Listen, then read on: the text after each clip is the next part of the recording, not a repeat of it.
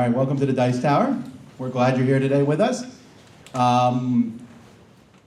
We filled the room. That's very nice. So anyway, we're really glad you're here. We're going to be doing a top 5 list today. Now, we normally do top 10s, but top 10s here with multiple people would make it much longer. Now, you know myself, you know Sam, you know Z, and if you don't, you'll learn us soon enough.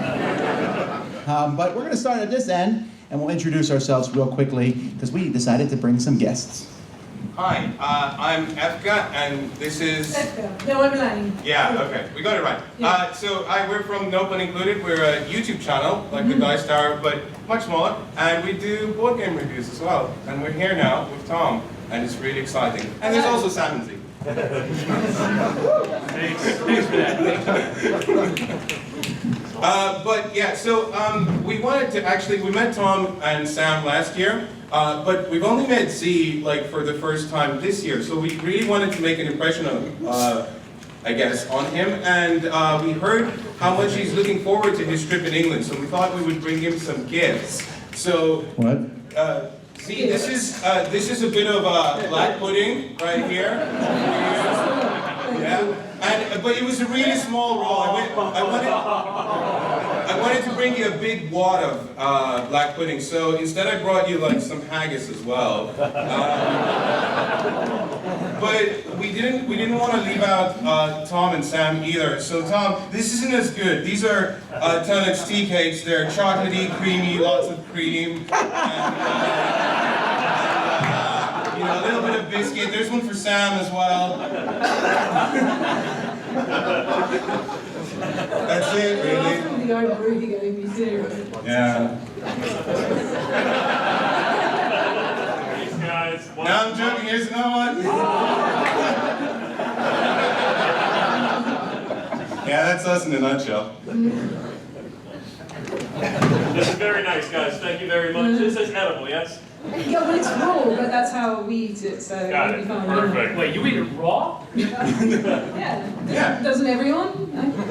I don't know. I've never had it before. Don't eat it raw. It'll die. Probably don't eat it at all. It's been out of the fridge for a That's couple true. of days. It did feel a little bit warmer than it should. Yeah. But, yeah, great. No, thanks. This is cool. Can we start now? Cool right now. All right.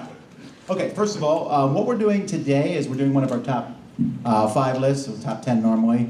And as you know, we put a lot of effort into these. We really do, behind the scenes. What we don't put effort into is communicating with each other before we put these lists together. This is true.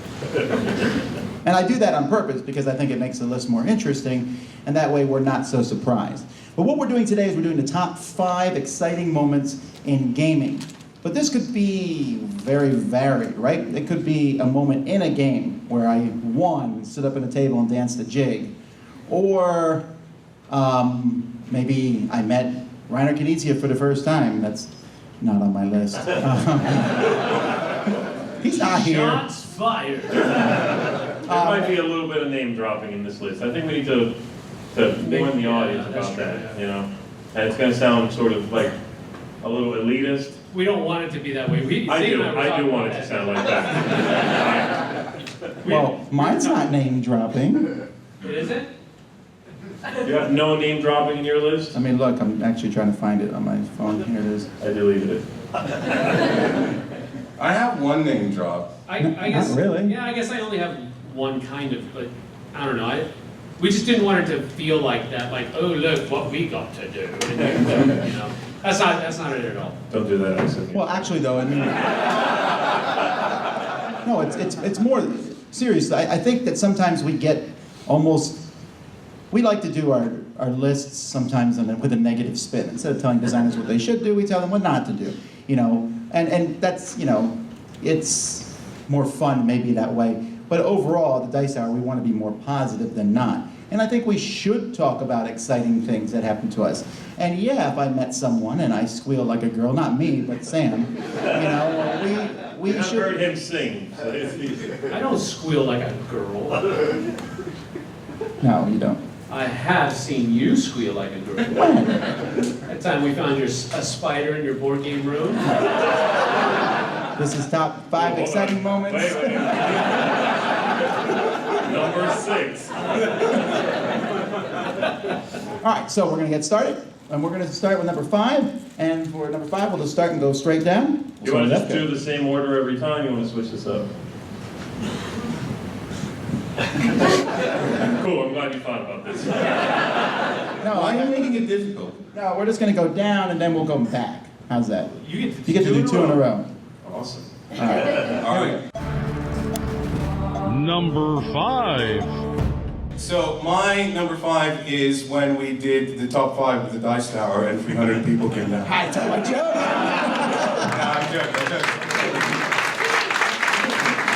315, that's awesome. Come on. So no, my number 5 is when I actually met Tom last year at Expo, and it's not the first time I met Tom. He's name dropping already. Is this the second, like, No, this is for real, right? Oh, okay. So, That one time I met Efka and he gave me haggis.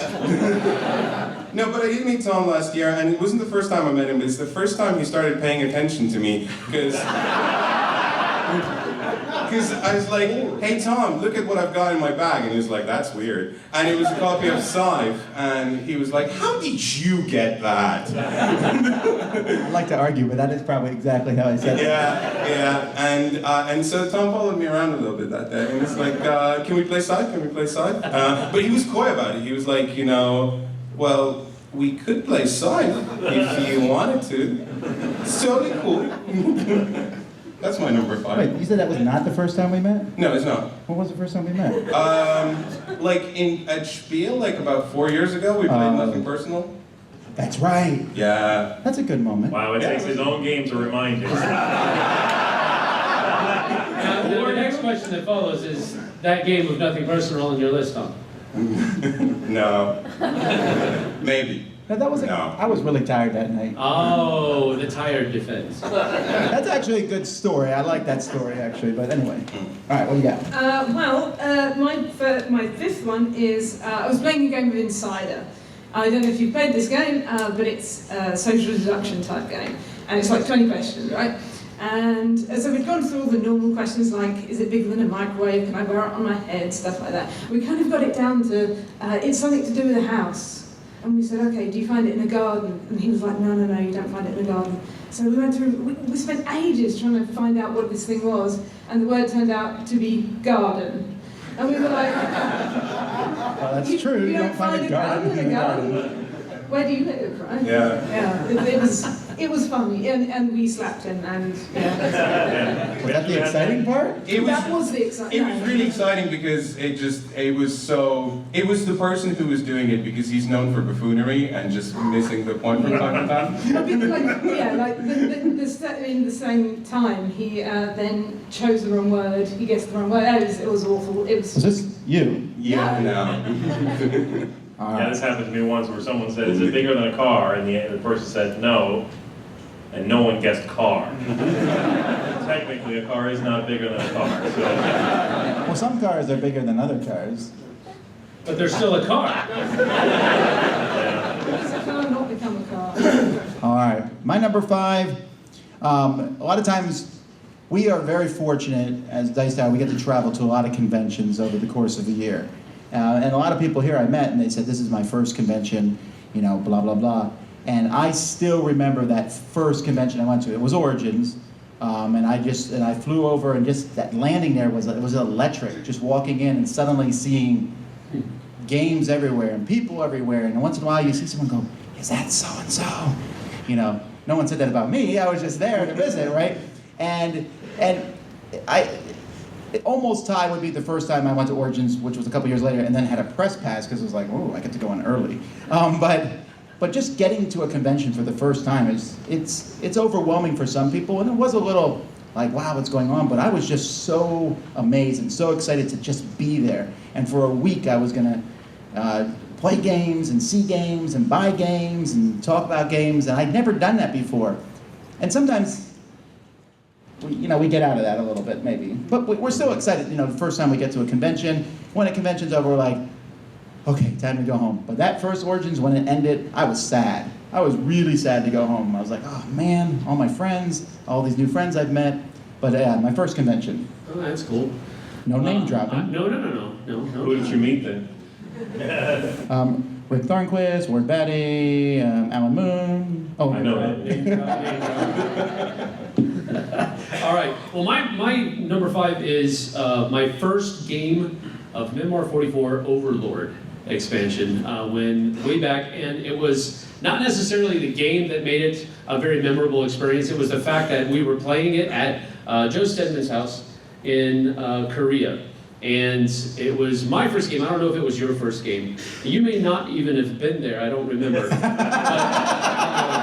what I do remember though was just the sheer. There was 8 of us there. There were 3 field commanders, 1 general on each side, and it was just a very cool experience. Where I've never been part of the military, but my dad was in the military, so I grew up in the military, and it just something that was there. It was this sense of we're recreating this battle, and these guys are actually taking their men through this battle, and it was just a really cool thing. Must have been like what reenactors actually feel like, to some extent, of course, on a much lesser level. But we were actually playing the game with members of the U.S. Army that he had over at his house that day, and so it was just that just added to the sense that these guys are actually in the military. They're actually recreating some of the battles that some of their, forward people, I guess you could say. I don't know what you call the Ancestors? No, their ancestors. It's people that came before them in the military were actually going through. So I just had a really great time. It's a very memorable experience for me. So And soldiers. Ant soldiers? That's definitely not. That doesn't seem correct. Predecessors. Predecessors. Predecessors. Okay, yes, that would be closer. That's what. I got a word right. Spell it. He probably studied for that. Number 5, my first game of Memoir 44 Overlord.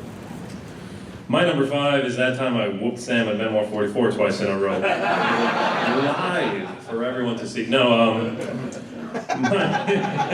That's probably on his list. no, it's not. That wasn't that memorable, Sam. I'm sorry. It was for me. No, my number 5 is the first time I did an escape room. And I haven't done very many of them, actually. I've only done a couple or so, but it gave me the same feeling you get from playing a board game, that sort of, with the time pressure, of course, but that's solving puzzles, discovering things, understanding things, the dawning of realizations on you.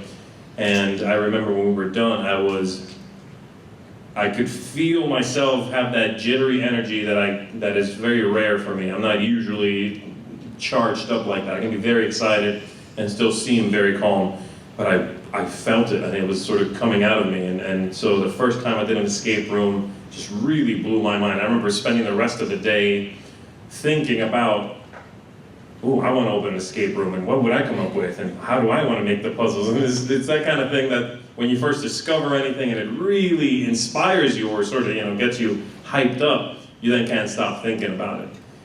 So that was something that was really, really memorable for me, and it's like gaming enough that I wanted to include it on the list. So the first time I did an escape room, that's my number 5.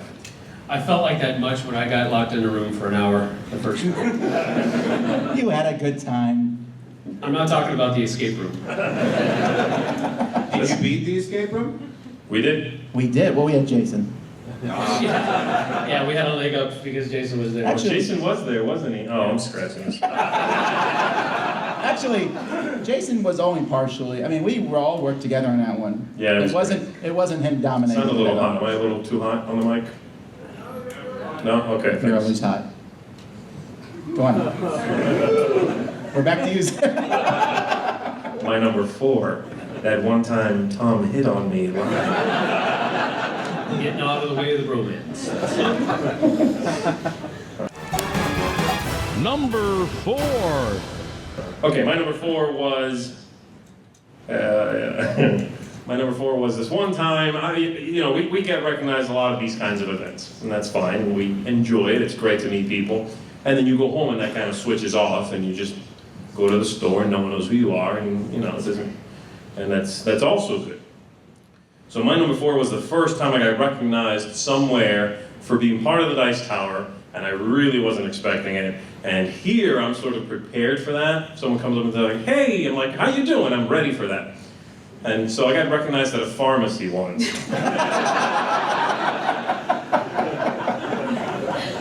And there was a guy behind the counter, and he just sort of walked by and looked at me really weird. I'm like, okay. And then he walked the other way again, and again sort of stared at me a little bit, and I'm thinking at this point, is there something on my face? So I checked that, no. Walked by again, really hard stare. At this point, I'm thinking, he just likes me. You know? That's all right.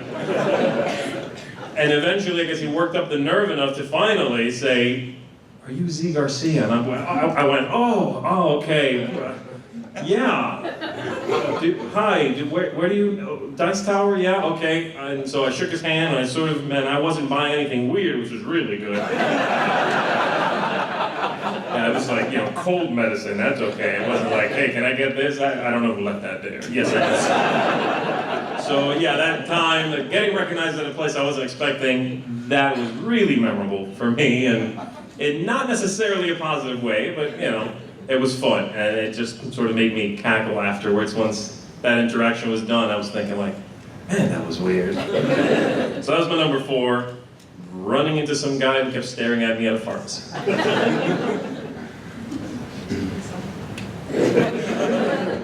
Okay, then, my number 4 is actually from last year, and it's my first time, and I guess I should say right now, this is kind of a list of firsts for me, because there's a whole bunch of gaming experiences. I had a really hard time quantifying which experience would be better than another experience.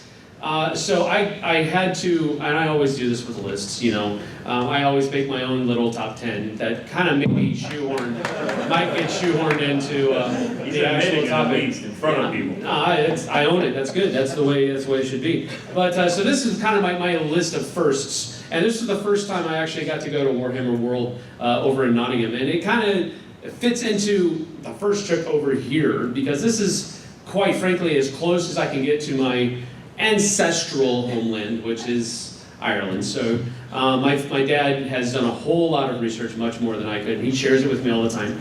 But so this whole entire trip is really one of my favorites of the year, if not the favorite, because I'm not trying to, like me, please. No, but I really enjoy this country. No, I don't. I know what it's called. Man, he's on a roll. He must have studied a dictionary last year. man over here. All right, good. So anyway, my first trip to Warhammer World last year was just a great time. Kind of like what Tom was talking about when you get boots on the ground and you're there and you're like, whoa, it's that kind of thing. And standing next to the huge rhino that they have over there in front of it. What? It's an APC rhino. It's what all the troops get carried in. Oh, yeah, okay. They don't have a rhinoceros there. Why not? That could be like a good strategic advantage. No one really expects a rhinoceros. Have you seen what Space Marines carry as weapons? I don't think a rhinoceros would last very long. If there was a rhino, I would have come. They did have a rhino there. No, I mean like a rhinoceros. I would have come. Guys, man, you're hijacking my point. Anyway, just being able to see that, seeing the Stormcast Eternal out front as we walked into the front doors, and just going through the museum that they have there of all of the painted miniatures and the huge, man, if you've not been there and you have any inclination of admiring miniatures at the very least, they have this 3-story, 20 some odd square foot diorama of a fortress being attacked, and it's just amazing. They have stairs that wind around it. It was one of those, jaw on the ground experiences for me, and it's just very memorable. I was able to return this year, had a great time with them as well again. So that was my number 4, my first time at Warhammer World in 2016. All right, my number 4 is Monopoly. Specifically, yes. Specifically, probably it was my first game of Monopoly, playing it with my parents. I thought of a lot of Now games. you make me look like a jerk. This one time I played with my family. Come on, all right, go. Go ahead. Oh, I know, I set you up. But I thought about playing a lot of games. I remember like the first time I beat my dad in a like Stratega or something. But I remember Monopoly because we played it and I was losing, and I may have been crying.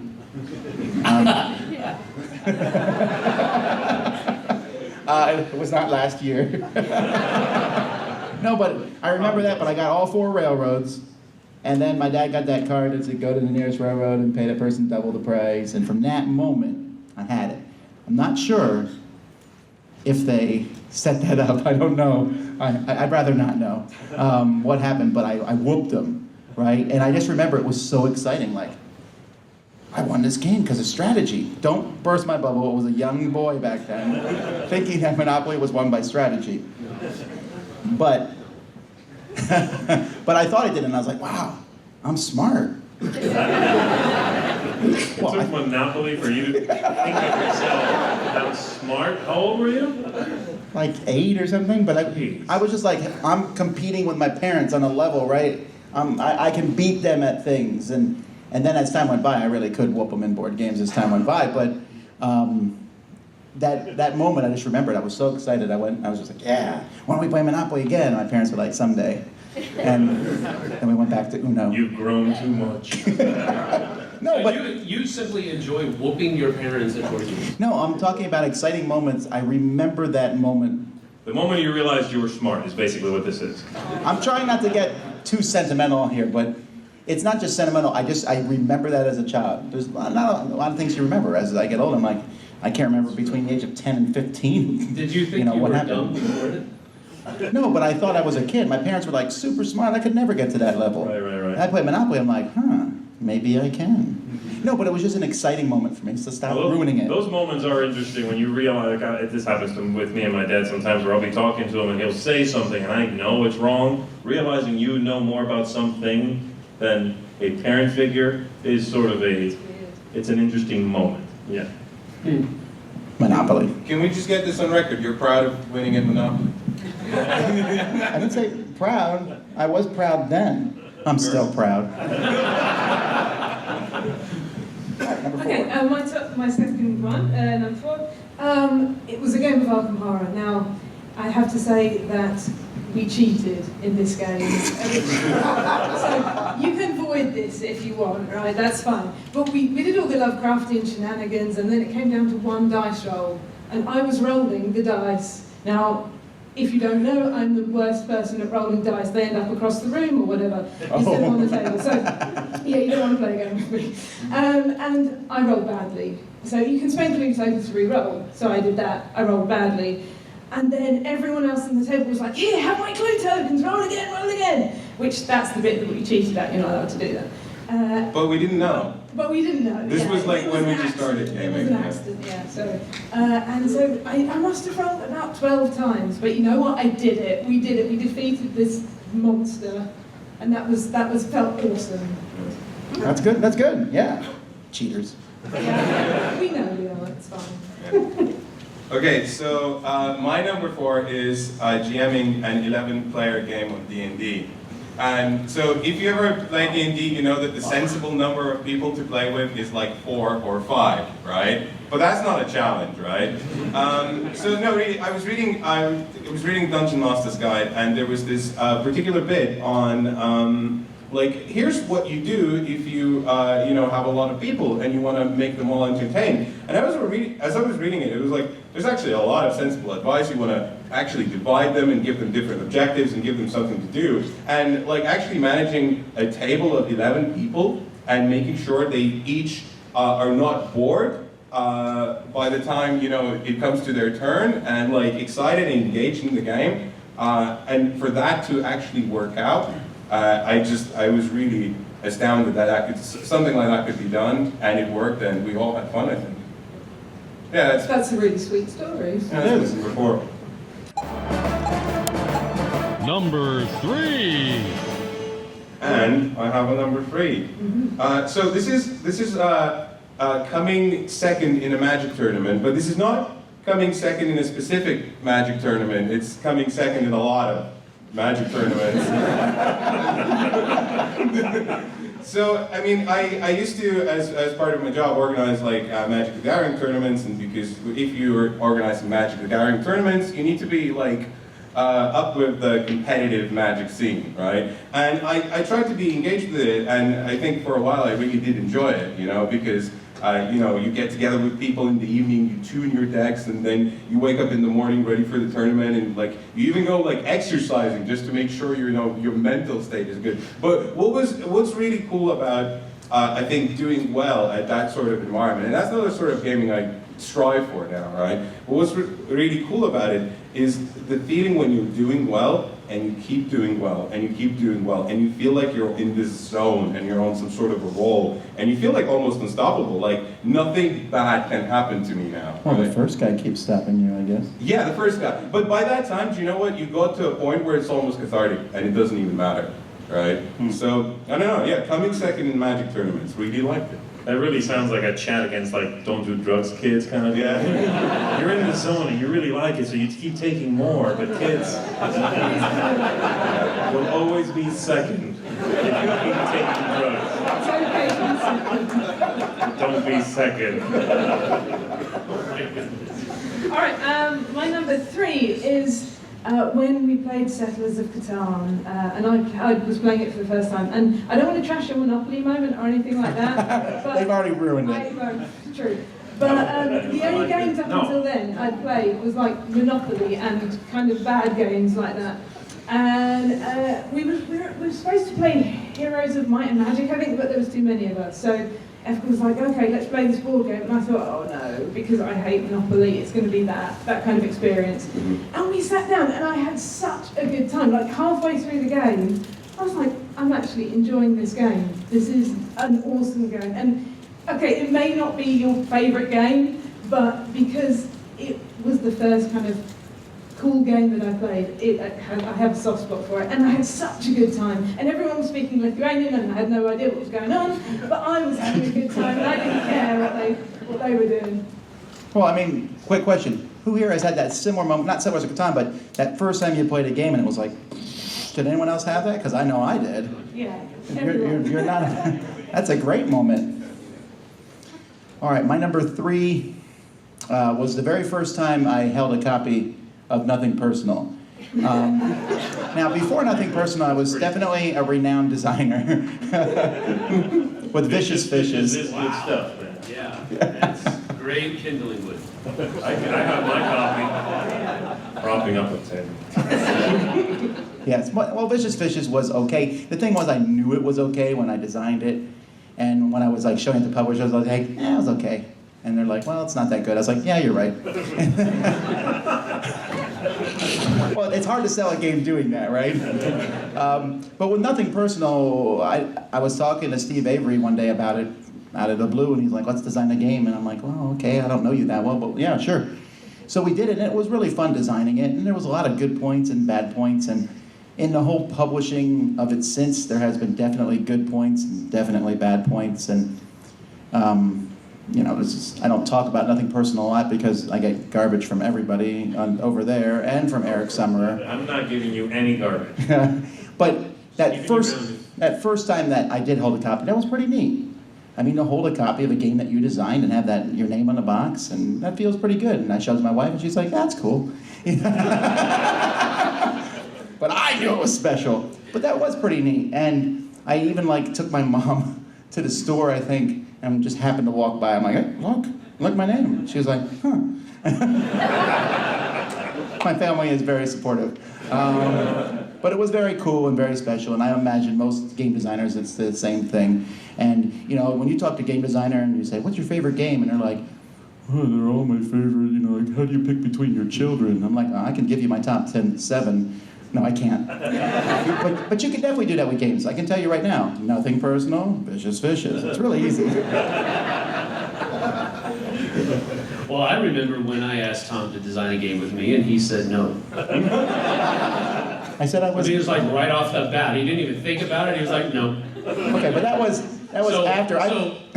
total stranger asked him to design a game with him. Okay, yeah, let's do it. Well, Friend for a decade, let's design a game together. No. no, but I said I was done designing at that point. At that point, so he's gone on to design a game with somebody else after. No. Oh. Yes, he has. No. Yes, you have. I am an agent. I was subjected to his new design. No, back at the Gathering. I'm an agent for 2 unknown designers. Lies. This is all so subtle, guys. It is. Very Tom, subtle. do you want to design a game with me? No. Talk to me later.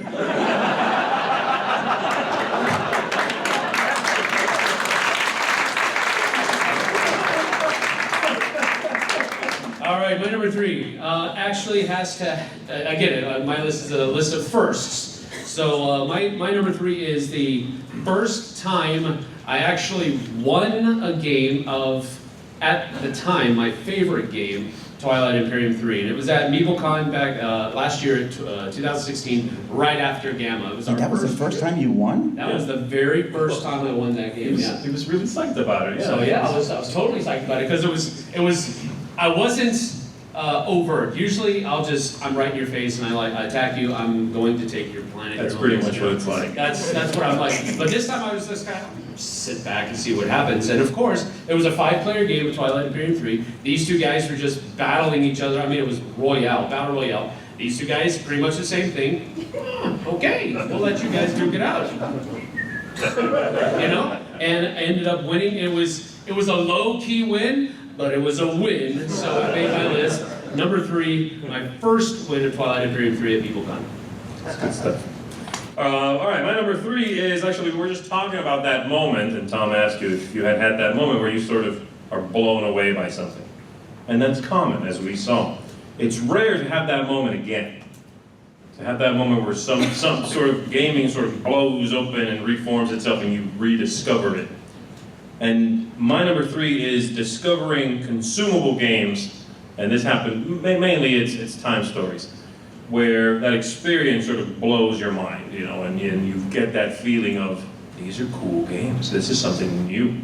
And I had that experience with Pandemic Legacy, but especially Time Stories. I remember that first discovery of that the scenario that comes right in the box, and it was just grabbing the cards and reading them, and being so immersed, I felt like I was in a piece of entertainment, not just experiencing one, and telling each other what we had read, and it was just incredibly immersive, and it completely gave me that feeling again of going, this is kind of games reinvented a little bit, you know? That was almost on my list. Yeah, that really? moment, especially when we solved that puzzle. Yeah, there were a lot of those moments though, playing that first sitting, and You two can watch this experience. This one's live, actually. there'll be a tinkle in my head. And so yeah, that was my number 3. I just had a complete blast enjoying these kinds of games, and they're really taking off now. Obviously, escape room games are very popular. Time Stories is still going strong. We got season 2 of Pandemic Legacy coming out, and I think it's a brand new thing, and I'm glad that the industry has embraced it, because I think they are fantastic experiences. My number 3, first experience with Time Stories. Number 2. All right, name dropping time. My number 2 is the first time I met my favorite designer, Bruno Catala. I just love him. No, I met him at Gen Con the first time, and it was a little bit of the old, like, oh, that's Bruno Catala. I'm going to go over there and say hi to him. He had no idea who I was. So I did. I went up and I was like, hey, he was showing off what's the one in the Mr. Jack series that has a Phantom of the Opera, that's the one. He was showing off Phantom of the Opera, so I was like, oh, could I get a demo from you? Hi, nice to meet you, I love your work.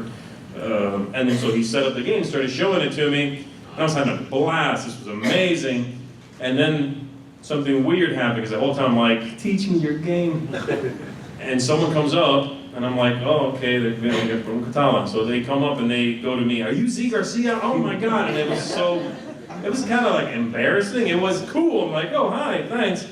But the whole time in my head, I'm going, are you kidding me right now? I'm sitting with Bruno Catala. And it was such a bizarre experience, but I had a great time with him. The man is as humble as can be. He's a great guy. He's funny. He's a warm person. So getting to know him a little bit really reinforced what I already thought of him, that he's a brilliant guy. And I love that this industry allows for that.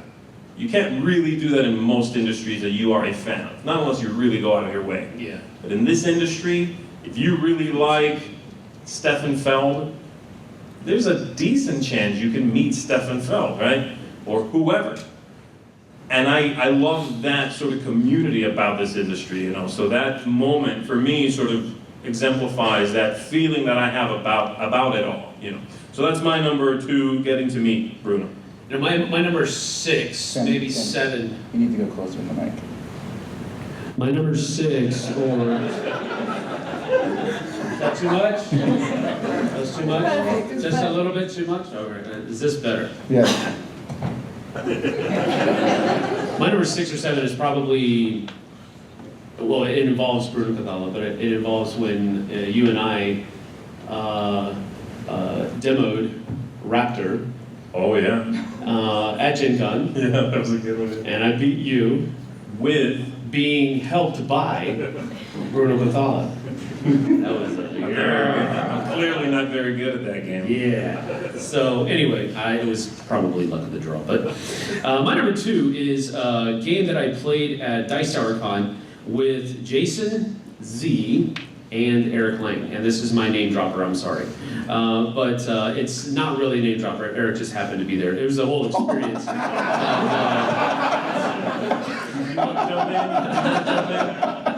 No, he was actually showing us Blood Rage, and it was my first time playing Blood Rage. And the reason it's memorable, first of all, is because Eric was there, and he was showing the miniatures off, and he was saying, look, they're so durable, and he just chucks one against the wall. Oh, And of course, that's in my top 10 moments when he threw the piece. I was like, other people do it too. Yes, it was just amazing. He was so proud of how durable the miniatures were. He just takes one and he chucks it against the wall, and it doesn't break. It's just there. And so that was interesting. But then the other thing that really kind of made it come to the cream of the crop was the fact that Jason came in like a distant and far last place. And usually Jason whoops us at games every single time. I mean, it's like he's already lapped us in the last turn. He's like, no, I need to get the most points possible. And of course, he's doing that kind of thing when we're all trying to, you know. That's when I flip the table. Exactly. We're just like, come on, Jason, really?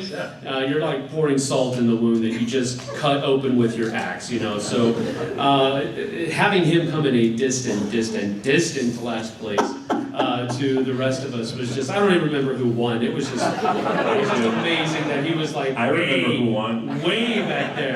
Yeah, it probably was him. It was you, wasn't it? Yeah. I don't think I've ever won a game of Blood Rage when he was in it. So, but it's still fun. It's still fun to play. So that's my number 2, my first play of Blood Rage, and the fact that Jason came in very last week. All right. I'm not going to name drop here, but no, my number 2 is the opening day of Dice Tower Con 2. Dice Tower Convention is great. You should come. I know it's very far, expensive. So what? Come anyway. But it's a really great convention. That first year we ran it, it was kind of just getting together. You remember we were like, there was like 300 of us there. We were milling around playing games at that rundown hotel. That almost made my list. Dice Tower 1? Yeah. Yeah, it was a great time, but Dice Tower 2, we moved to a bigger hotel, and it felt more of like a, we're opening, we knew what we were doing, coming in, and there was just this level of excitement. We actually got a couple publishers to show up, and it was just really cool. Each time we go to Dice Tower Con, and it's probably the most excited I'm about at a con, because the chance of me or someone there coming and saying, oh, we watched the Dice Tower is pretty high. It's not 100% though. You would be surprised, yes. Side note here, we were at our gaming, the cool stuff in our area, they call the game meetups the Dice Tower meetups. They used to call them the Vassal meetups, but I made them change it. Because I'm not always there and it's really weird. But they call them Dice Tower meetups, so we were there Memorial Day, and we were playing games, and the guy was sitting with me. I never met him. I was teaching him a game, and he said, "There's not a lot of people here." And I'm like, "Yeah, it's a holiday, whatever." He's like, "This Dice Tower must not be very popular." And so we were like, "Yeah, well, you know, it's not very popular." And we were talking more, and I said, he's like, "What is this Dice Tower game?" I said, "It's not a game, it's a podcast, a video cast. It's not very good, though." And Jason's across the table going, yeah, it's pretty bad. But that's always very fun for us when stuff like that. So not everyone at Dice Tower Con knows about the Dice Tower. Sometimes they're just living in Orlando, and they're like, game convention, let's go. Yeah. But still, the chance of it, and it feels like friends being there, and you know everybody, and each one is very fun and exciting, but two was like when it came into its own, I think. Well, I think for me, the reason it would have been one is because it was my first game convention. I had never been to one. It wasn't even on my radar. I wasn't attracted to the idea of sort of gathering with a bunch of people I didn't know, and because gaming to me at that point was still very much about like family and friends first, and then like gaming was sort of, yeah, it's cool, I like games, but it wasn't about the game.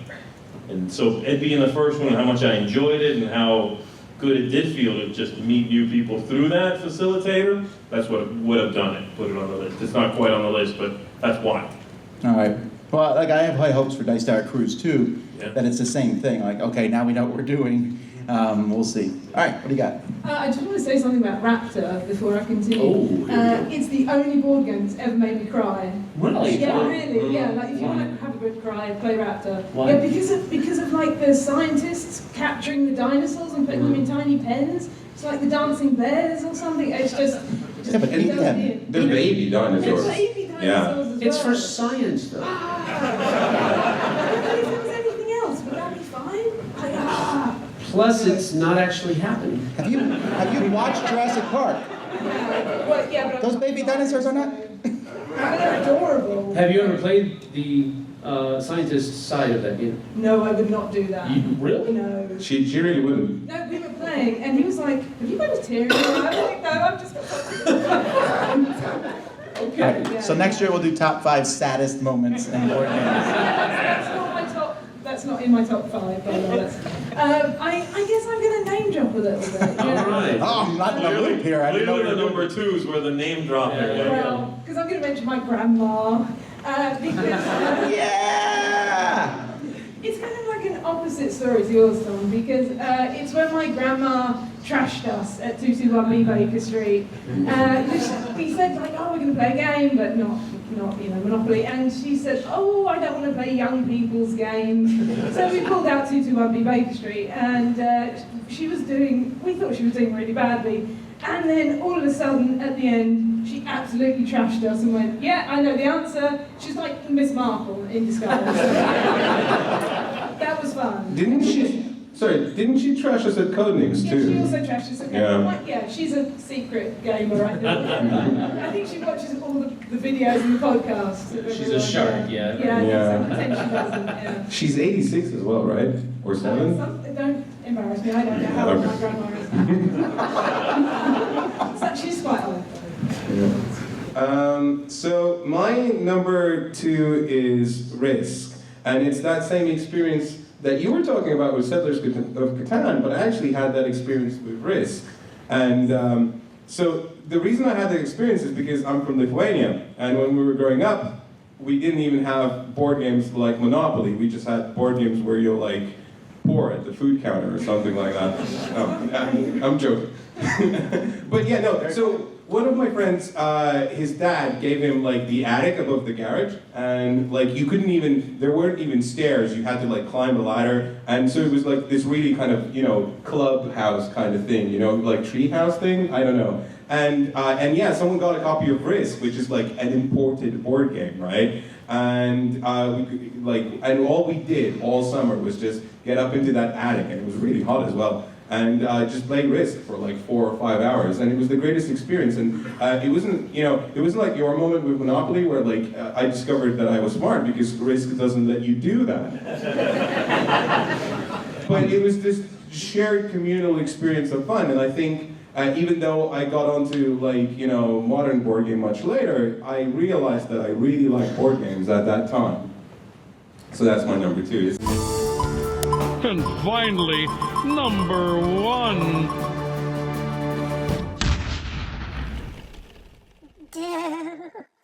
My number 1 is the first time I played Twilight Imperium, right?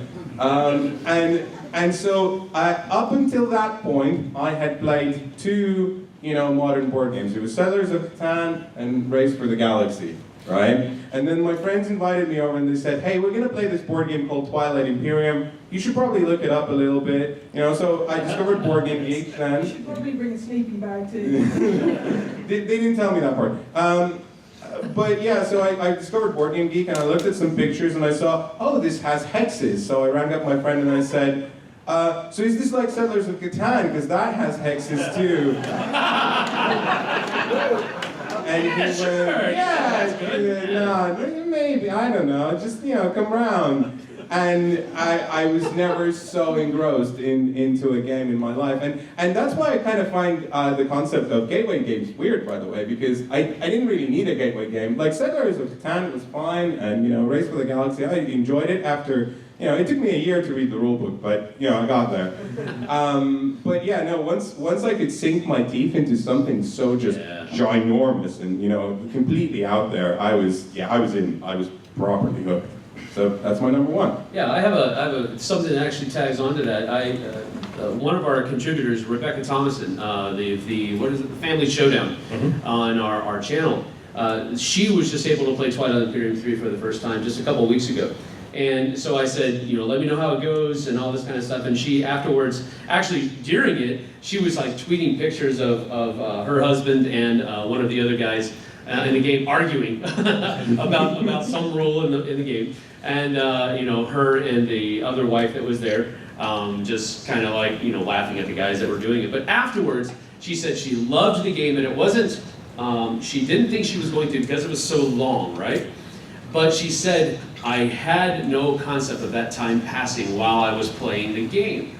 And that's why I think Twilight Imperium 3 is such a great game. Yeah, it can be 6 to 8 hours, but while you're playing the game, people are walking by, what are these guys doing? I do that. For hours. I'm like, hey, we played 4 games. Yeah, what have you been doing? 4 games, well, you only played 1. So, and then I go back and I say, but I played the better game. Anyway, so that's really how we talk. Yeah, that's American. So that's why Twilight Imperium 3 shines so much for me, is because while you're playing the game, the time is passing and you have absolutely no concept of it because you're having so much fun. Z has a concept of it. No, I agree actually, because I think what's cool about Twilight Imperium is that you care about what everyone else is doing, right? It's not just like what you're doing, what I'm going to do. Right. You care about everything that's happening. Yeah, exactly. And you're like entrenched into it. It's really cool. Exactly. Okay, I realised I can't count down from 5 to 1, by the way. I keep doing it the opposite way round. But my number 1 is a game of Madeira that I played. And so we were explaining the rules, and I started playing, and I thought, this pirate strategy seems to be the best one. I'm going to get the most points for this. And so I was doing it, and no one else was trying to side with the pirates. I thought, this is weird. I'm going to storm this. I'm going to win this game easily. And then we got to the end, and the pirates made you lose points. So I ended up with minus 50 points. I misunderstood the rules. Wait, maybe. Did no one point this out during the game? No. Were you in this game? I was. Yeah, but he's a terrible person, so. No, have you played Madeira? It's probably one of the heaviest games I've ever played. And it was just explained to us. Oh yeah, I played it. And we're at an expo actually. And we were tired. Yeah, so we're right. And so I was just watching after my own stuff. Okay, so I get this story, right? Okay, this is a story. Why is this on this list? Because it was exciting. That is the answer. That was the I asked rule, it. right? Right. All right. Okay, for me, for my number 1 for exciting moment was the very first Kickstarter. People come and talk to me all the time about, wow, do you like working full-time at games? which I always find an odd question from gamers, because no, I don't. Don't do it. No, it's great. But outside, you know, I meet people and they're like, so what do you do for a living? And I'm like, well, I'm a reviewer. What do you review? Board games. Oh, wow. You're so lucky. Play games all day. Mm-hmm. That's totally not the experience I have when I get asked that question. Yeah, right. What do you do? I'm a reviewer of what? Yeah, Board games. Yeah. What? Yeah, somebody asked me this. I was at a barbecue for my daughter's softball team, and one of the other parents came up and said, "So what do you do for that?" I said, "I review board games for a living." And he goes, "Are you trolling me right now?" And I just happened to have my phone, and I was like, I went over to YouTube, and I punched on our channel. I was like, "No, here, look, this is what we do." And he was like, "Wow." He was just totally flabbergasted that you could actually review board games for a living. That's cool. Right, and so I remember I was just doing so many reviews at that time in my life, and I was like, this is crazy. I'm working all day, I'm coming home and I'm doing reviews and trying to spend time with my family, and I'm going insane, and I gotta, what should I do? And then maybe I can do this full time. No, that's stupid. That's a stupid idea. And then somewhere the idea of Kickstarter came up, and I thought, well, we'll try it and see what happens. But it was very scary. If you ever run a Kickstarter, they're scary because you think everyone's going to not back it. Well, which for a lot of Kickstarters actually happens.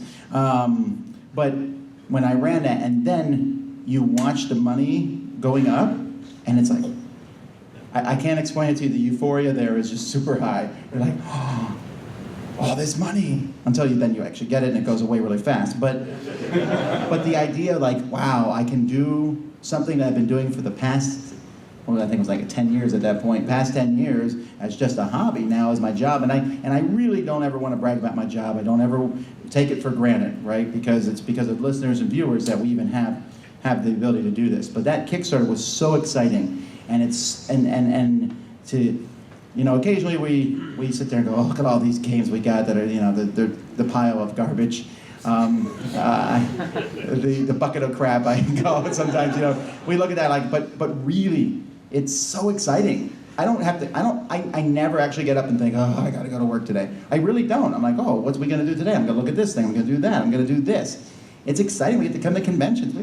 I wanted to go to England, but I never would have come except for board games. But it all was for that first Kickstarter. Each Kickstarter is very exciting, very stressful. It ages me a year each time. But they're very, very fun, and that first one was just, that's really my most exciting moment, easily. Do you have the same thing? No, I'm just laughing because I'm getting the picture of Jim Carrey impersonating Sally Field, going, "You love me, you really, really love me." Thanks. He keeps smacking you around today. Every time Tom has a heartfelt moment, there goes Sam. Emotions are for the weak, boots on the ground. That's right. Well, what's your number one? All right, my number one is, I guess, again, it's a first. It was the first time that we were really kind of introduced to what I would consider at least the larger world that is called modern board gaming at this point. And it was just back in Korea, and we were all living in Gunsan in the south, in Korea. And myself and Tom and Joe Stedman at the time, and no, was it Joe there? I'm pretty sure he was. Myself, Joe, Tom, and one of our friends, Ryan Johnson, we all took a trip up That's my to number Seoul. 6. Is it? Yeah. Yes. We all took a trip up to Seoul to go play board games with our friend Shin Yu. And we met Shin online because we were just trying to see what the board game climate was in Korea. We had been playing board games for a while, you know, just as friends, kind of like what you were saying earlier, right. Friends, family type of thing. But Shin said, yeah, come on up to Seoul. And so we took a day trip. We got up like an ungodly hour in the morning. Like 7.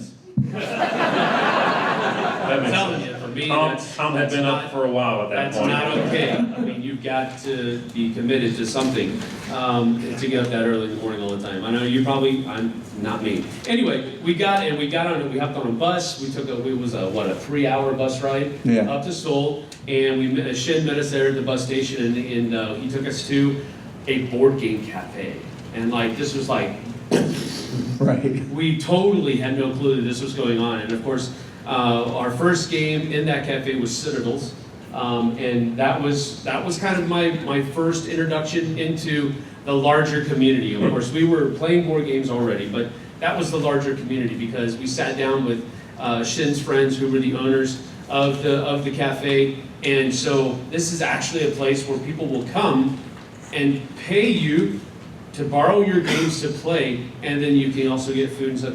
It was an amazing experience. And we spent part of the day at that cafe, and then we went to another one in Seoul. Actually, it wasn't actually a cafe. It was more like almost a warehouse, a distribution warehouse. Oh, yeah, it was like the Indiana Jones thing. We walked in, we're like, all these games. Right, and so it was a really cool thing, and that's where, you just have that aha moment where it's like, ding, your eyes are just like headlights, and it's just... Yeah, that's Citadel's game. That was very cool. So that was my number one. Our Do you remember the second game we played after Citadel's? You probably wiped it No, from I your don't. memory. It was Munchkin. It was? Yeah, and then that's when we went to the warehouse. That's the last time I played Munchkin. It is. Do you know if that cafe's still there? It probably, I don't know. I would imagine that it isn't because there's a high turnover rate in Korea. Right. If there is, there's a little marker. This is where Sam came. No, I doubt that. I doubt that at all. My little butt print in the seat, no. Or I said little. All right, my number one is a lot like Tom's, actually, number one, and this is when the stretch goal was unlocked for me to get hired at the Dice Tower. And it's making me choke up a little bit, actually. It's kind of weird. Oh, he gets a hug? No, it was, part of me was like, okay, it's great, I got a gig, I got a job, right? I was working some theater work at the time, and I remember actually being at work, I was hanging lights, and I was like checking my phone, checking the Kickstarter, and I'm like, yeah, this line is safe, yeah. Safety cable, let's make sure the safety cable's on. But no, just breaching that day, I remember distinctly, I was sitting outside, and it went over that threshold, and I was just sort of like, very surreal. I now work making board game reviews and doing something that I never thought anyone would get paid to do, never mind me. And it just sort of blew my mind, and the fact that I'm still doing it, the fact that I feel lucky every day to do this is very, it's memorable every day. So yeah, that's my number one. I'm glad he went last. We all feel really bad right now. I put it down too, man. All right. Okay, so what we're going to do, though, we're not done yet. We're going to let some of our contributors for our shows come up and give their one most exciting moment in games. We're going to try to get through these quick so we can get out of here. And so we're going to start with Dave. Yeah. Dave.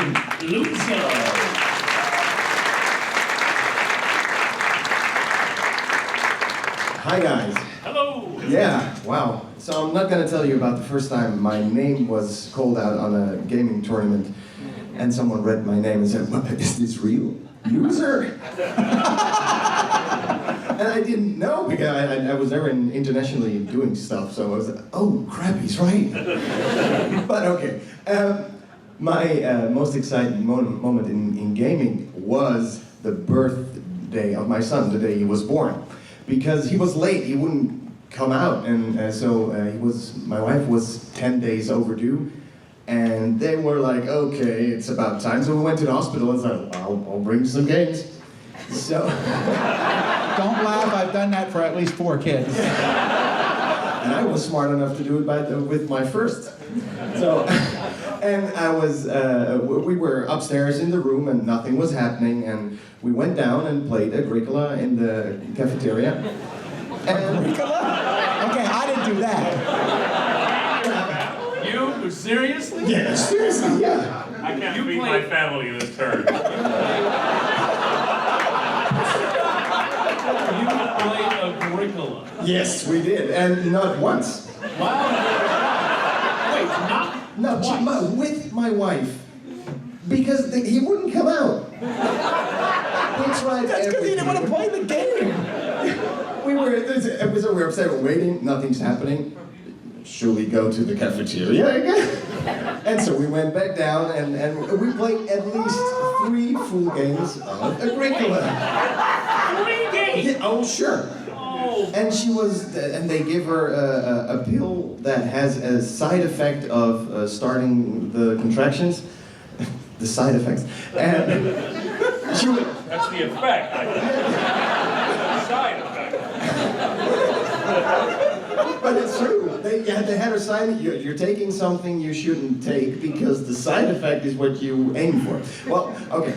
And so after the 3rd game, we went back up and she got nothing. So, shall we go there? Okay, but then we said, we're going to play this game of Agricola, but without the option of family growth until my son is out. So that's what we did, and during that game, suddenly I thought, why is she thinking so hard about this move? Because it was fairly clear. And then I looked at, okay. So that's the one time I won a son at Agricola. Most exciting.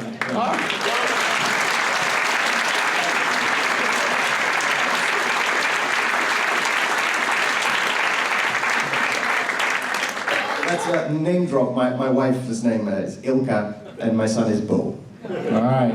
And you can catch Dave on both Board Game Breakfast and he sings on Z's show, Board Game Blender.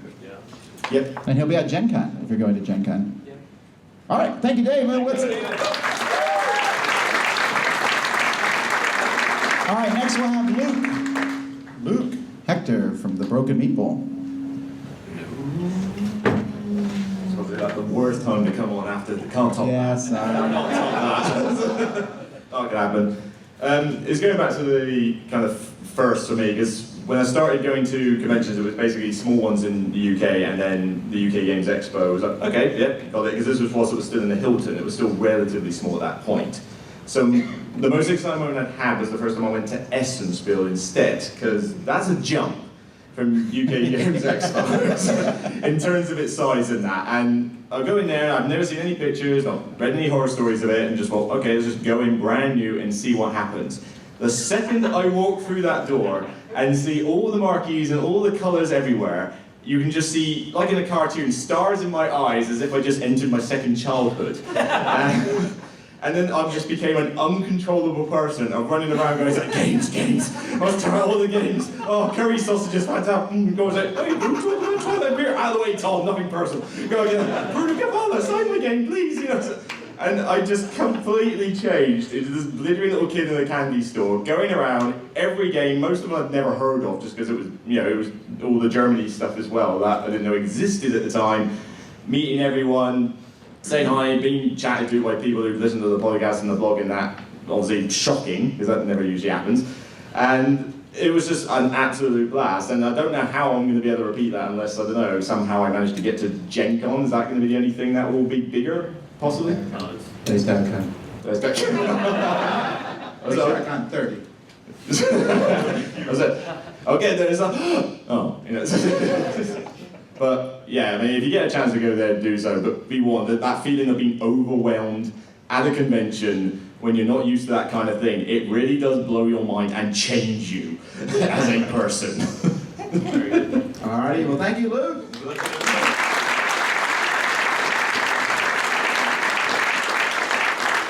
All right, well, Luke and Dave are going to go rescue our other people at the booth so they can come back and do theirs. But while they're doing it, it's time for Breach 18 at breach18.com. Jay, have it.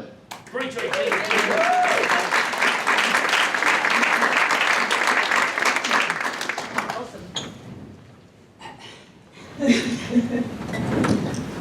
Hello. Hello. So I was gonna basically say my top moment was when I got to meet you, but seeing as you mentioned Nottingham, Warhammer World, and everything about Nottingham, and not meeting me, I thought, you know what, stuff that. I told you earlier, I like Nottingham in spite of the fact that you live there. And he's really not joking. Sam's not making any friends today. He came over literally on Thursday. And we was playing a semi-cooperative game between two cities, and we were meant to work together, either side. And I said, you can't tank one city, Sam. You score the lowest city. I proved her wrong, by the way. And he literally said, as long as you don't win, I'm not bothered. But is that your most exciting moment? No, Oh. I'll get on to that. Well, I was just clarifying, that's all. You're on turf now. So yeah, most exciting moment.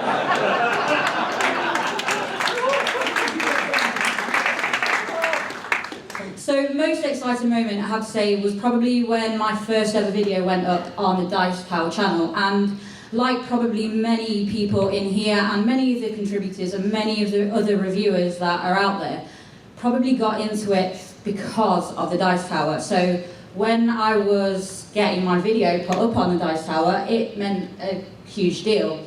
My family weren't as supportive as I was expecting them to be. So I was like really excited, I was like, Mom, watch this. And she's like, oh yeah, that's good, bit boring. I was like, fair play. And then my grandma, bless her, now this isn't going to mean a lot to you guys, apart from probably Elanie and Efka, but my grandma, I was like, Grandma, what do you think? And she was like, she thought I was Sue Perkins off the British Bake Off. I was like, no, that's me. And she was like, oh, right, okay, so it's not British Bake Off. I was like, well, no, we're talking about board games. And she's like, oh, I'm not interested then. And then I was like, okay, so Laura, kids, what do you think? And they were like really supportive, and my kids are amazing. I'm going to name drop George and Ben, or as George likes to be called, as Goggles. Because he owns his weird, freaky glasses that make his eyes look like a frog. So big shout out to them. They're everything to me and Laura, and it's why I do what I do. So that's my best moment. And then I saw the comments saying, oh, okay, yeah, it's rubbish. What's with the shaky cam? Yeah, just basically, But it meant a lot to me, and hopefully I'm getting better, and hopefully you guys will continue to watch, and obviously continue to watch the Dice Tower, because they're amazing guys.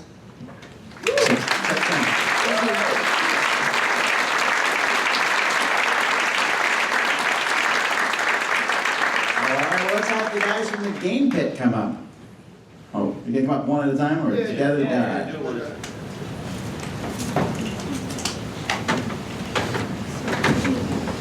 Well, I was going to say Essen was my most exciting moment, but Luke stole that. And how do you follow Dave? So I was thinking about making up that I actually played Twilight Imperium 3 while my shop was being born. That's not qualifier. No one would believe you. 4 games of it. So what I'm going to do, it is Essen, and it's my most exciting moment, but I'm going to put my own sort of why it was, because I work on the railway, and it's a very alpha male geezer, sort of all butch men. And when I first got into gaming, it was kind of like, I don't really want to tell them I'm playing games, and I keep going off and like doing these things. I'm meeting some friends and I'm doing this. And what are you doing? Oh, you just have a few beers and a laugh. And then so finally went to Essen, and it was a case of, there are so many people that do what I do and enjoy what I do. So it's a case, almost just coming back and coming out, I am a gamer, and standing in the middle of the office, so proud, I do this and I'm enjoying it. So that was my most exciting moment. All right, hey.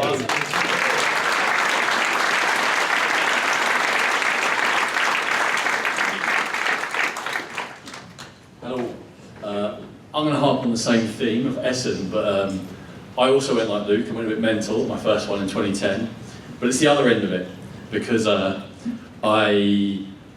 always spend a couple of hours on the second last day of Essen packing everything in and putting boxes within boxes and punching and bagging and I made 2 of the densest suitcases I think that have ever existed.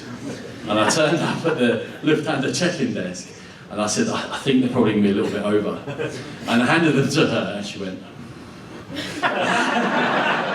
she broke it to me very gently. She said, it's €180 excess baggage. And I went, yes! I've got so many games!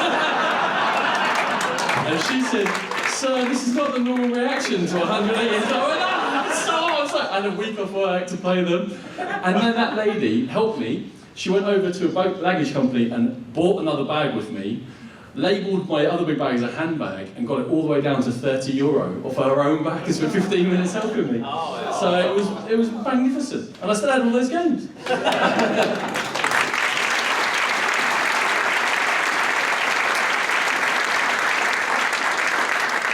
All right, now we got Mike Redmond.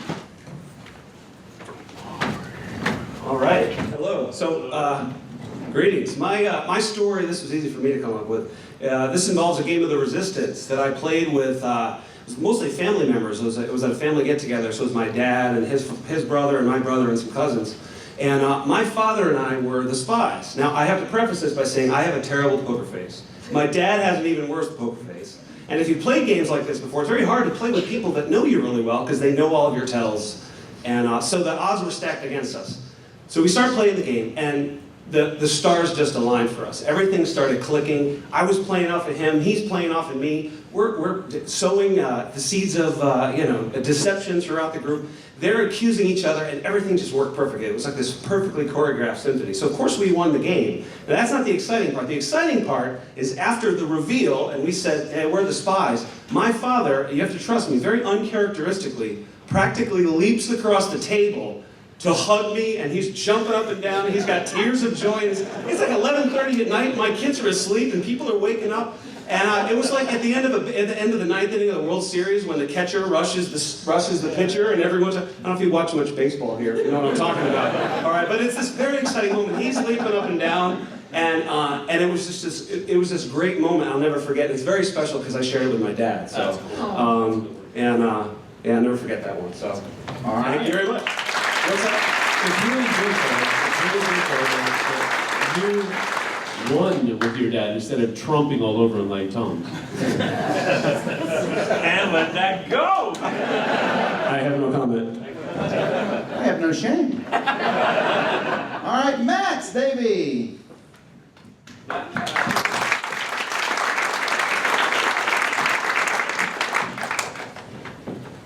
Who? My story is about the first charity board games event we ran at my kids' school. There were 4 girls who don't really find school very easy, but they'd been to my weekly board games club, and they'd really enjoyed it, and they'd really started getting into the Matt Leacock cooperative games. So they'd conquered Forbidden Island, they'd made it through Forbidden Desert, and on that charity day, that special occasion, I brought them Pandemic to get through. And I set it up. Okay, it's not so bad. I set it up. I left them with my mate John to kind of supervise, and I went to supervise the rest of the room. Now, it was a surprisingly busy event, which has been great. But it got a bit rowdy, so there were some 5-year-olds in the corner, you like this, Sam, dismantling an X-Wing collection. A few winces in the audience, that's nice. And there was a game of Smash Up that was being taken a little literally. Well, right. Nice box laugh, just wait for it, you didn't get it. And then I heard this scream from the other room, and I was like, oh God, what's happening? Are we going to get in trouble? Are the school going to kick us out? Because they were precious. And then one after another, these 4 girls ran out of that room and gave me a massive hug because they'd beaten the game and because that was such a big thing for them. And that's the moment I thought, this hobby is amazing and it can do amazing things. Very cool.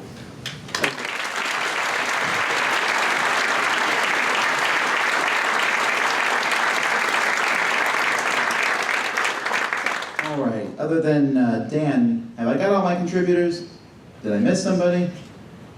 All right, we're saving the cutest for last. We got Dan and Cora. Dan, you think you're cute?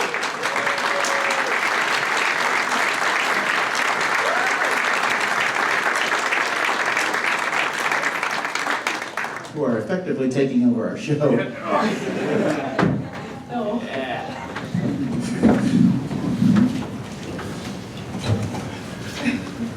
Okay, 4 years ago, I think one of the first tabletop games, I've only just recently got into the hobby, or back into the hobby anyway. And I decided, I'm going to try and bring my kids, not Cora, she was a little bit young, but I've got 2 older kids.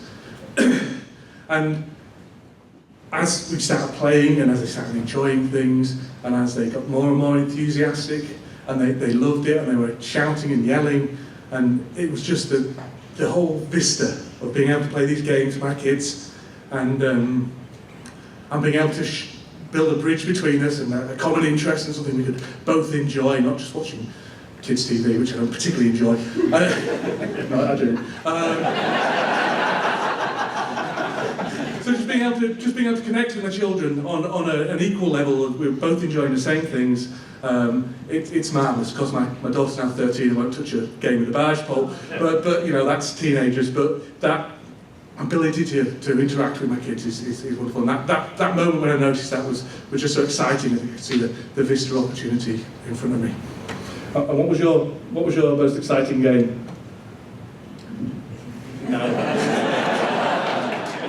Yeah.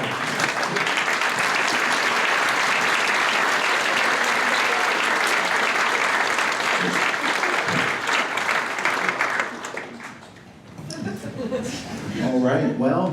Yeah, that one almost got me too. First of all, we want to thank all our contributors for coming up on stage and doing that, and also they're at our booth at different times, so you can by and see them, and we're very thankful for that. Give us a hand, please. Yes.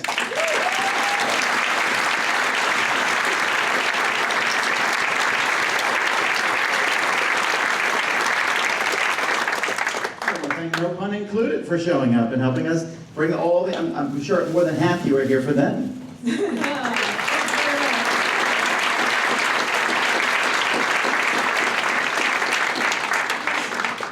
All right, so tomorrow at 11 in this room, we'll be doing a Q&A. So if you have some good questions for us that don't involve, do we like your country? We do. Is this a great convention? It is. Are we having a good time? We are. Do we like the food? Definitely. Well, that's right, that's pretty much, I keep telling people I should get a shirt that says, yes, I'm having a great time. That's okay if you ask me that, that's fine. We're glad, please come. If that's the only thing you can think of, we'd rather you ask that than just stand there. And so we come by the booth. We won't all be there at different times. We want to go see stuff too, but we'll try to be there at different points. And other than that, I'm really glad you came. Thanks so much. I know that you could be in there having a lot of fun and you came here to listen to us, but I think those stories were really worth it. We aren't all negative all the time. Thank you guys. I'm Tom Vassell. I'm Lizzie Garcia, thank you. Sam Healy, thanks you guys for coming.